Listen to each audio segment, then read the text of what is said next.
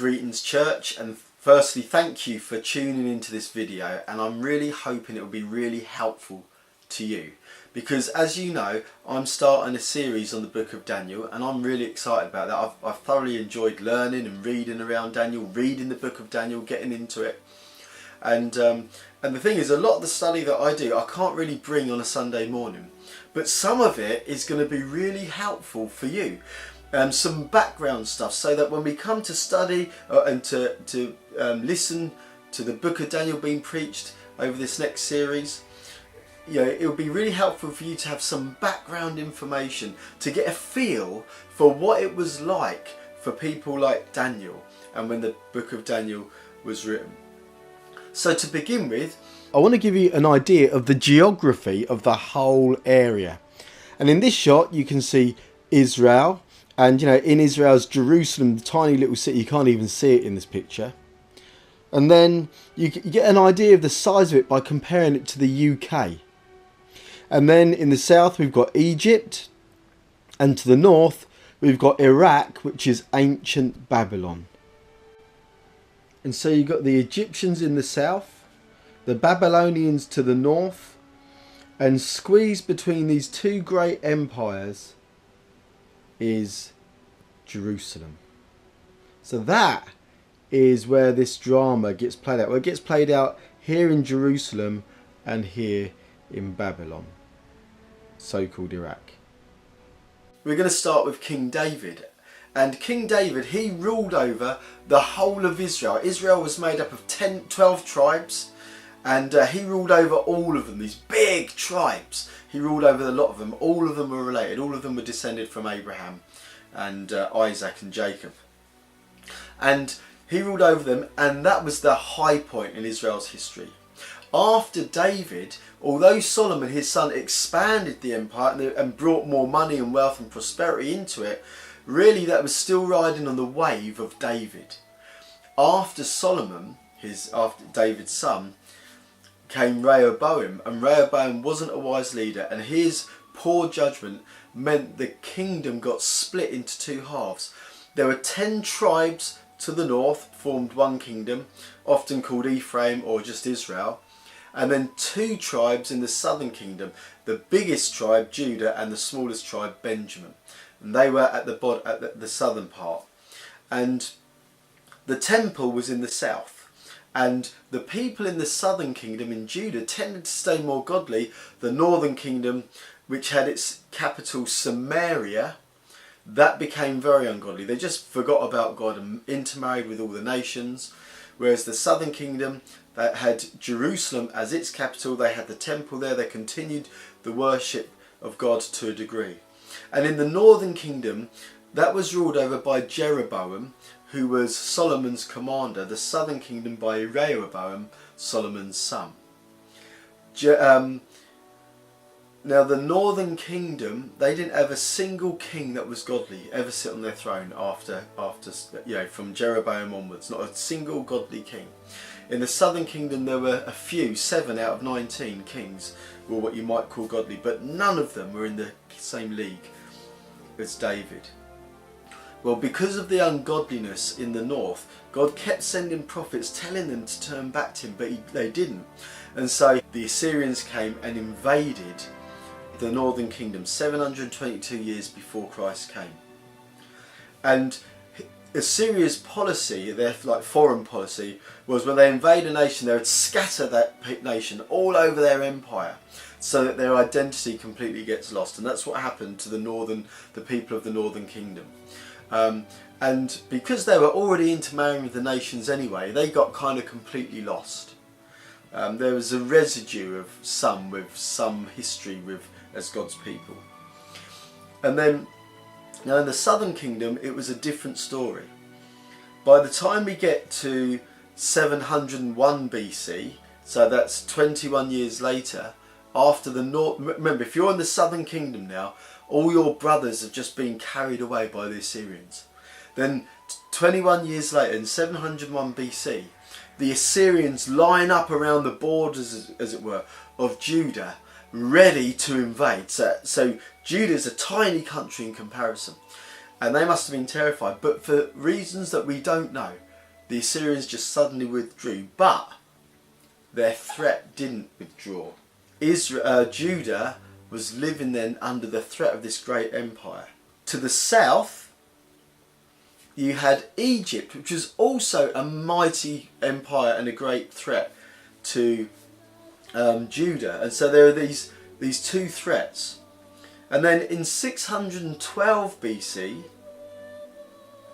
the Babylonians and the Medes, this is another rising empire, defeated the Assyrians and took their capital Nineveh. And then Judah, what they did is they made an alliance with the Babylonians, because the Babylonians wanted to defeat Egypt. Now you can understand that the people of Judah were thinking, well, if we side with the Babylonians that have just slaughtered the greatest empire, we can get rid of this threat beneath. And so they joined the Babylonians and the whole thing against Egypt, and it all backfired. Josiah was the king at the time, and he was killed in the battle. The Egyptians then took Josiah's son and deposed him, so he was meant to be the next king, but he wasn't. They removed him, and they put in Eliakim, who was later called Jehoiakim, as a puppet king on the throne of Judah. So now Eliakim, or Jehoiakim, is ruling over Judah. He's a Jew himself, but he's ruling over Judah kind of on behalf of the Egyptians. Now the Babylonians, led by their military commander and heir, Nebuchadnezzar was his name, defeated the Egyptians. And after defeating the Egyptians, Nebuchadnezzar marched with his army upon Judah and conquered Judah and removed Eliakim, or Jehoiakim, from the throne. And on his way back, Nebuchadnezzar, on his way back to Babylon, his father died. So Nebuchadnezzar returns as the king of this massive, now rising, powerful empire. And what Nebuchadnezzar would do from then on is he would occasionally go back and visit his conquered lands. And when he would visit, he would take back people and tribute. Tribute was like taxes and masses of money. He would take tribute and people and bring them back to Babylon. Now, the policy of Babylon was different to the Assyrian policy, their foreign policy. If you remember, the Assyrian foreign policy was you invade a land, you get all their people, you scatter them across your empire so that they're totally broken up and they just lose their identity completely. Well, the Babylonian policy was different. They would bring them into their empire and basically indoctrinate them so that for all intents and purposes they become Babylonian people through education, etc. And Nebuchadnezzar would do these visits back to his conquered lands. He would carry off people, carry off personnel, and he did that to Judah several times, and in the end he took all of the best of the people and he only left in the land those that he kind of thought were the losers, people that were in his eyes useless. And so that's what Nebuchadnezzar did. And Daniel is one of the first groups of people to be taken to Babylon by Nebuchadnezzar. Now, just one other thing I want to say about the book of Daniel. That is that you can split it into two halves. The first half, chapters 1 to 6, really are the story of Daniel and his friends. The second half, chapters 7 to 12, are what are called apocalyptic literature.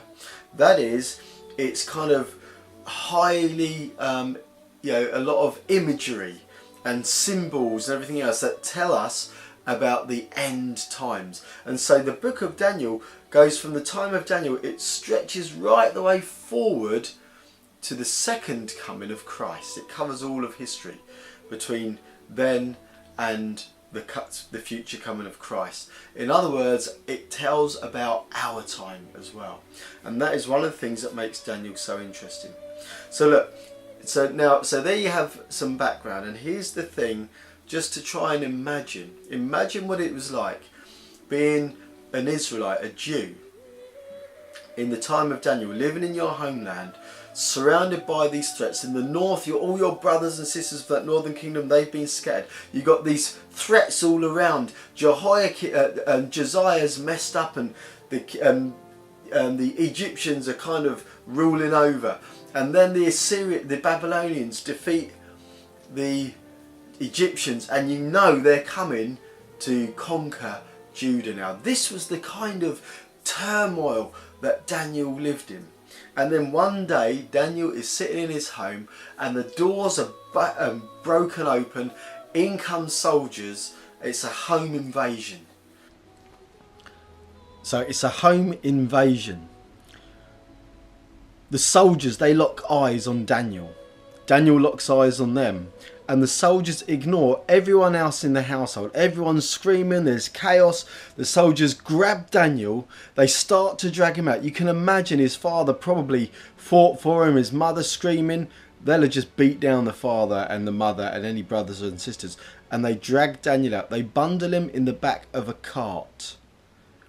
And he sets out on a journey. He never ever sees his family again. His last memories are of his father probably fighting for him and his mother screaming hysterically. And he embarks on this journey that lasts days, until finally he arrives in a foreign land, a strange land, where he's going to spend the rest of his life. Well, that is the kind of context that we're going to be speaking from.